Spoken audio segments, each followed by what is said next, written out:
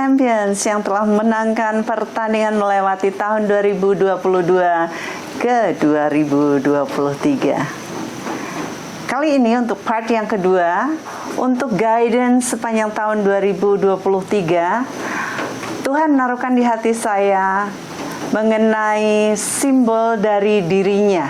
Yang pertama yaitu the Lamb of God. Kita diumpamakan seperti Dia, yaitu seperti domba, dan Dia adalah domba yang tersembelih. Tetapi kemudian Dia juga menaruh di hati saya mengenai the Lion from the tribe of Judah, singa dari suku Yehuda. Saya awalnya bingung bagaimana menyatukan yang dua yang begitu berbeda, karakter domba dan karakter singa yang sedemikian berbeda. Tetapi rupanya pewahyuan Roh Kudus luar biasa melalui image dari Lion and the Lamb ini. Jadi di mana dua image ini menggambarkan dan mendeskripsikan mengenai aspek dari Tuhan kita Yesus Kristus. Dia yang sangat powerful dan majestic as the Lion of Judah, tapi Dia juga very innocent as a sacrificial Lamb of God. Kita diminta Tuhan untuk sebegitu murninya, seperti domba yang siap untuk disembelih, yang pasrah, yang tidak melawan, tidak mengandalkan diri sendiri, tidak berontak. Tetapi di sisi yang lain, Tuhan minta agar kita memiliki sikap, mentalitas seperti lion. Mari kita akan baca ayat-ayatnya. Yohanes 1 ayat 29. Pada keesokan harinya, Yohanes melihat Yesus datang kepadanya dan ia berkata, "Lihatlah anak domba Allah yang menghapus dosa dunia." Dia disebut sebagai anak domba Allah. Tugasnya untuk menghapus dosa dunia. Lalu yang kedua dari Wahyu 5 ayat yang ke-5. Lalu berkatalah seorang dari tua-tua itu kepadaku, "Jangan engkau menangis. Sesungguhnya singa dari suku Yehuda, yaitu tunas Daud, telah menang, sehingga ia dapat membuka gulungan kitab itu dan membuka ketujuh meterainya."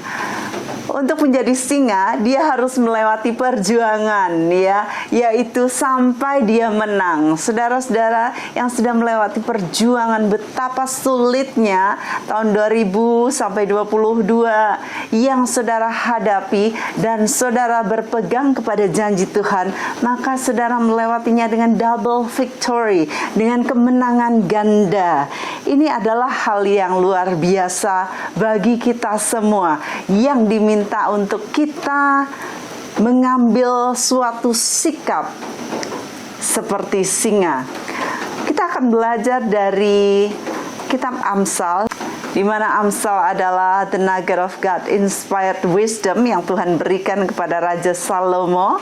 Ya, di sana kita mempelajari mengenai sikap singa ini. Kita tahu bahwa Amsal bicara mengenai kehidupan, bagaimana hidup dengan bijak atau hidup dengan bodoh, atau cerdik dan tulus, atau bebal dan benar, dan sebagainya. Mari kita baca mengenai lion, singa ini dari wisdom yang Tuhan titipkan kepada Salomo. Amsal 28 ayat 1. Orang fasik lari walaupun tidak ada yang mengejarnya, tetapi orang benar merasa aman seperti singa muda. Saudara, jikalau kita benar, hidup kita benar, maka hati nurani kita menjagai kita. Kita tidak takut terhadap apapun juga. Kita bisa tidur dengan nyenyak. Tidak ada yang mendakwa kita, menuduh kita. Kita santai, kita rileks menghadapi hidup karena kita melakukan kebenaran.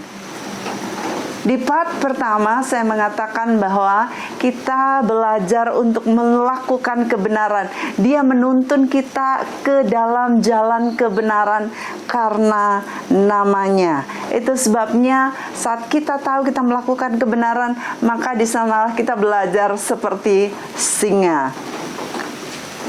Amsal 30 ayat 29 dan 30.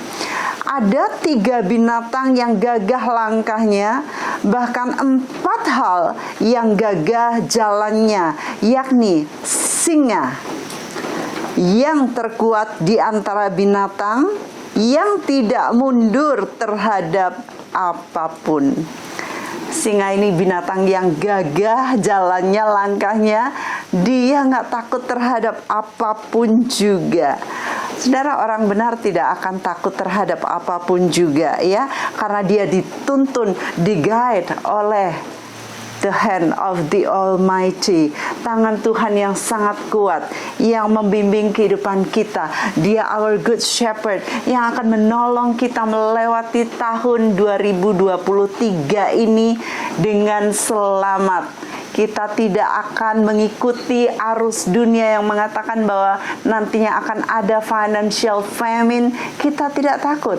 Sebab saat kita melakukan kebenaran, Dia membimbing kita, Dia menuntun kita, Dia memberkati kita, Dia melindungi kita. Wow, luar biasa. Semua yang kita lakukan, semua guaranteed, blessed, tergaransi, sangat diberkati, certain, yakin, triumph, berkemenangan dalam segala hal. Lion ini memiliki sikap, mentalitas, daya otak, attitude yang sangat berbeda dari binatang-binatang lain.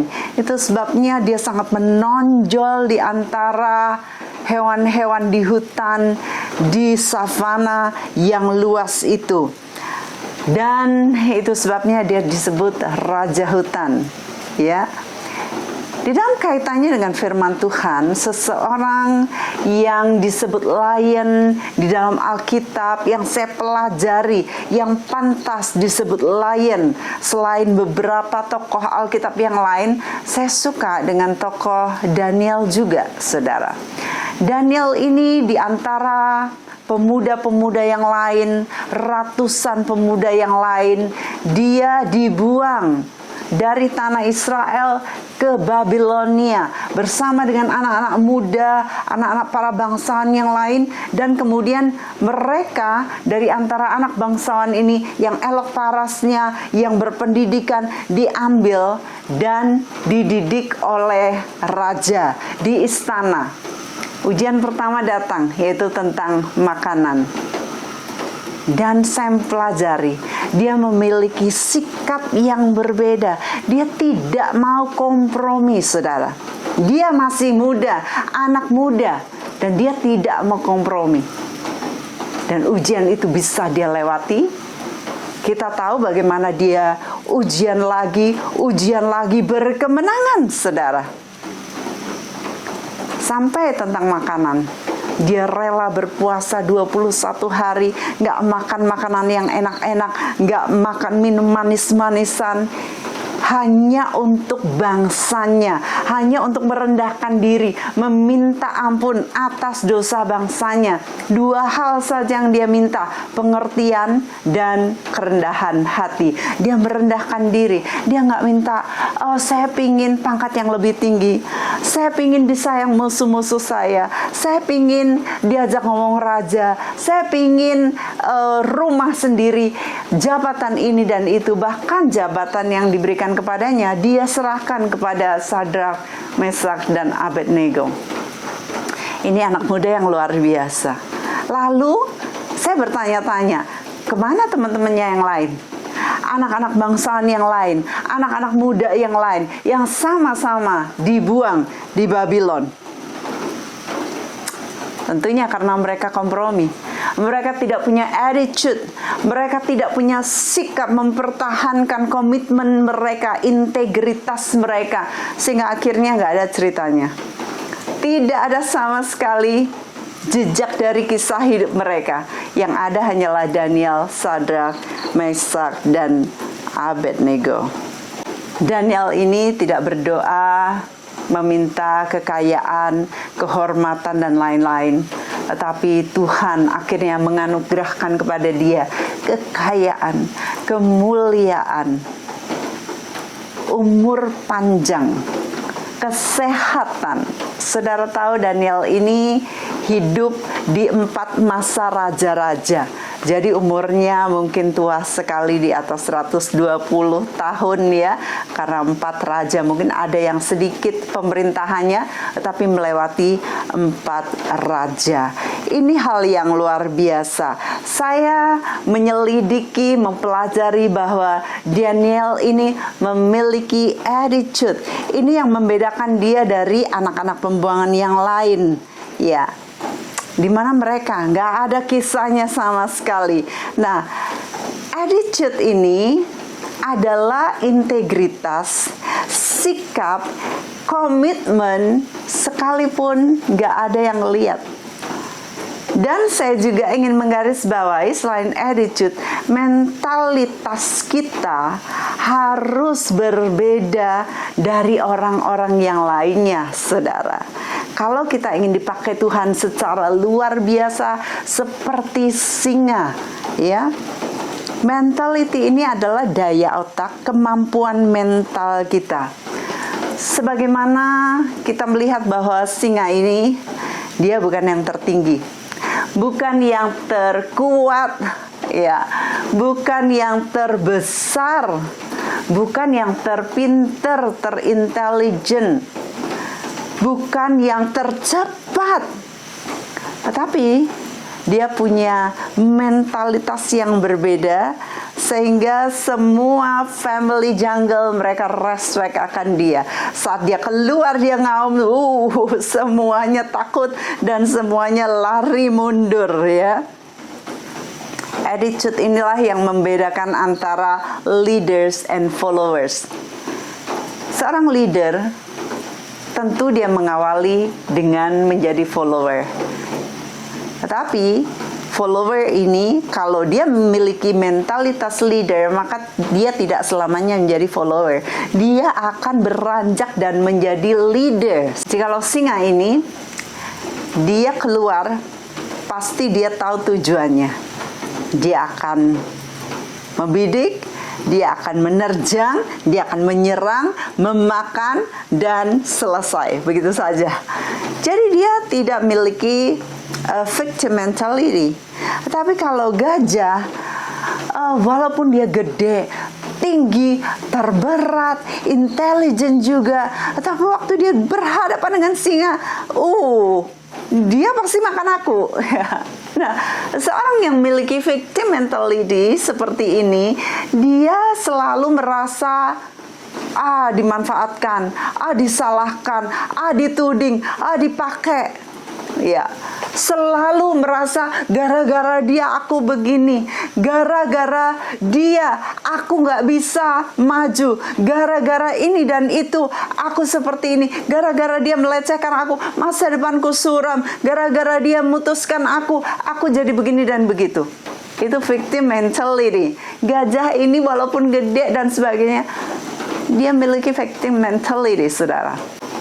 So, tidak peduli seberapa beratnya saudara, seberapa kecilnya saudara, setidak intelijennya saudara. Mungkin saudara nggak punya titel, saudara keluar dari keluarga yang tidak mampu, tidak peduli. Saudara, yang penting saudara memiliki attitude, memiliki mentality, memiliki sikap dan mental yang berbeda, ya. Saudara, bagaimana memiliki mental sikap yang berbeda? Saudara percaya, your belief is so powerful, saudara. Belief itu sangat powerful, sehingga membuat gajah itu bertindak seperti domba. Tetapi lion tidak pernah menjadi pengikut, karena belief sistemnya yang membangun dia menjadi seperti itu. So, Attitude is a product of belief. You cannot have your attitude beyond your belief. Saudara tidak pernah bisa melakukan sesuatu, berpikir sesuatu, mempunyai sikap tertentu melebihi dari kepercayaan saudara. Kalau saudara tidak percaya bahwa saudara tidak mampu, ya saudara nggak mampu. Tetapi kalau saudara mempercayai bahwa saudara mampu, walaupun kenyataannya saudara nggak mampu, maka saudara mampu. That's the power of belief. Saudara, leaders are very different. They are very distinct. Mereka sangat bisa dibedakan, sangat pasti, sangat tahu, sangat berbeda. Mereka akan berjalan dan semua orang akan melihat this is a leader. Dia akan ngomong dan dia akan didengar. Dia akan ngaum dan 5 kilometer semua mereka akan ketakutan. Jadi leader sangat-sangat ketahuan sekali. Karena apa? Leader itu punya sikap, punya mental yang berbeda, nggak ngemis, nggak guyonan-guyonan minta-minta, enggak.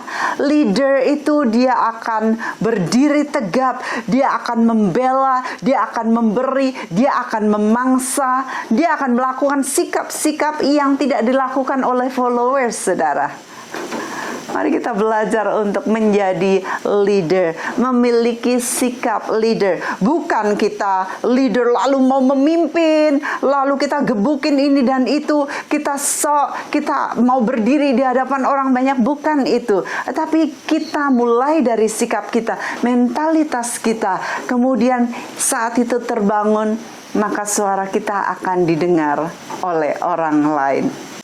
Ada 5 sikap dari lion yang ingin saya kemukakan di sini.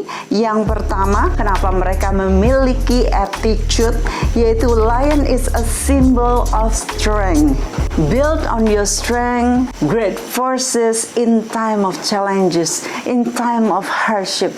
Saudara harus bangun kekuatan saudara dikala saudara menghadapi tantangan, kesulitan-kesulitan. Jangan nangis, jangan nyerah, jangan Tuhan help. Enggak, saudara maju, maka Tuhan akan berperang ganti saudara. So lion is a symbol of strength. Kedua, lions are leaders, sebagaimana yang sudah saya kemukakan. Saudara harus confident dalam perjalanan saudara mencapai destiny saudara. Dengan keyakinan, saudara tahu pasti, nggak bingung apa ya, nggak ngerti ya, saya bingung ya. Kata-kata ini, kata-kata ketidakpastian, bingung dan sebagainya, ini akan meruntuhkan perjalanan saudara mencapai destiny saudara. Saudara harus belajar ngaum. Saudara harus belajar seperti singa, yakin dengan langkah-langkah saudara. Yang ketiga, lions are unique. Saudara jangan niru-niru orang lain, karena Tuhan ciptakan saudara sangat unik.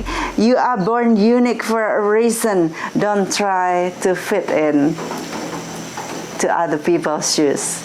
Jangan mencoba-coba jadi seperti orang lain. Walaupun kita punya role model, yes, tetapi Tuhan akan berikan kepada kita spirit of pioneering, ya, kita akan memulai sendiri dengan guidance dari Roh Kudus. Yang keempat, lions are always willing to fight. Saudara jangan mudah nyerah. Apapun yang berharga di dunia ini worth a fight.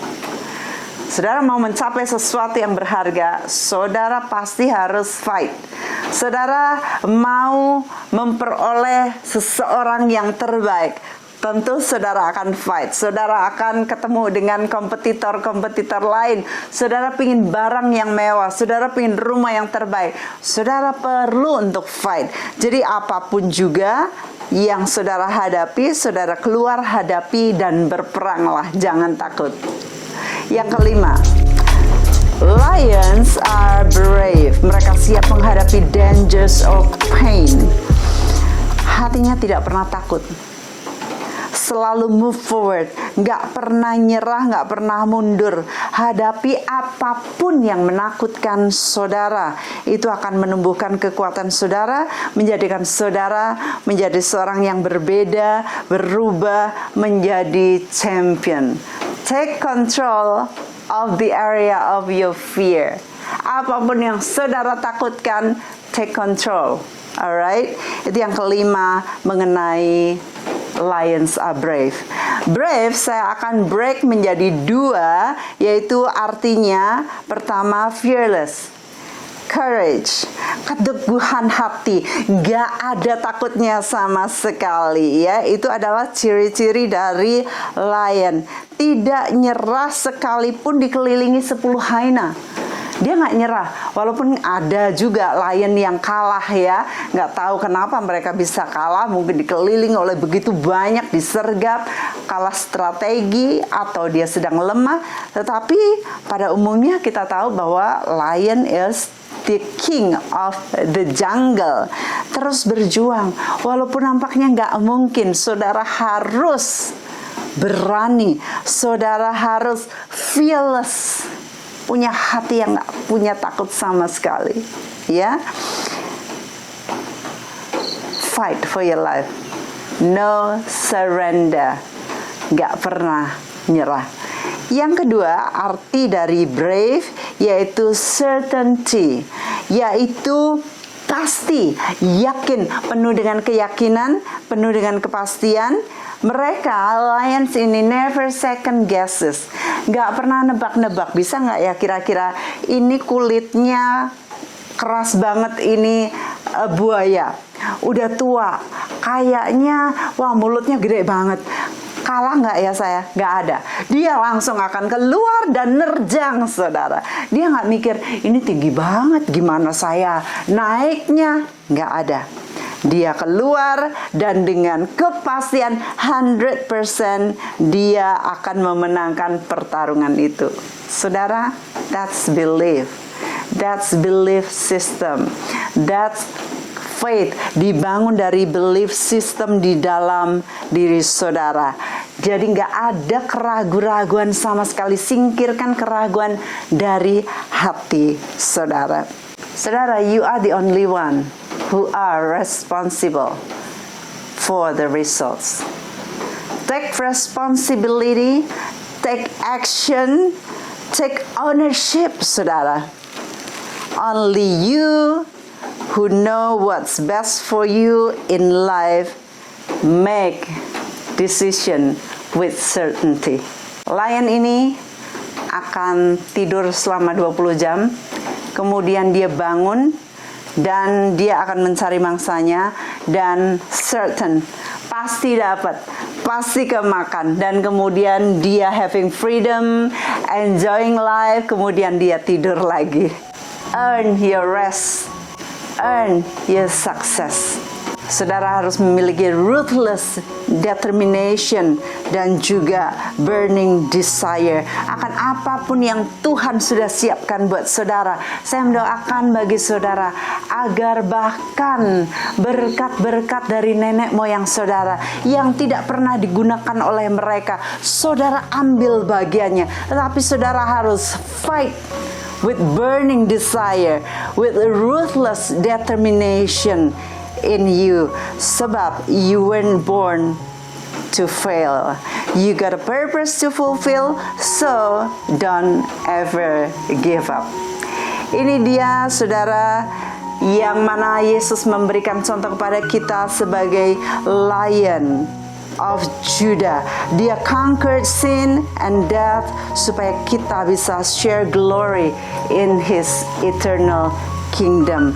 Juga dia memberikan contoh kepada kita as innocent as the Lamb of God, yang siap untuk dipersembahkan sebagai korban bagi dosa-dosa manusia.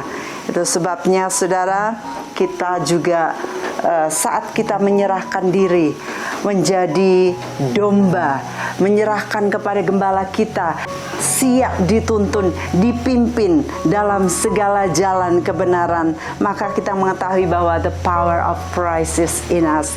The power of the Lion of Judah is in us. Saya akan berdoa bagi saudara. Father God, I pray that you give us grace on the new journey on 2023. New direction, that we may make a big leap in our lives. I pray also, Lord, that help us to make a huge risk in 2023 because you are our trusted shepherd. In the name of Jesus Christ, our good shepherd. Amen.